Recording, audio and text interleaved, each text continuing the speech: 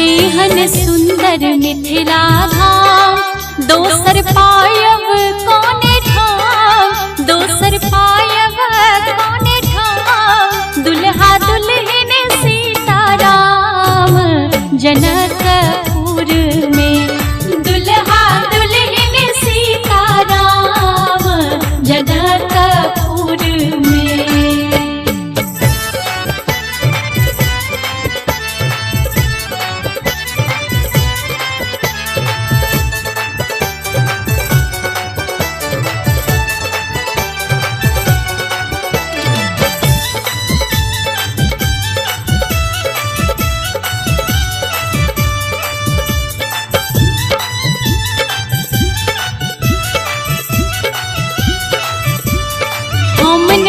करबै ककरो आस, जखन मिथिला हम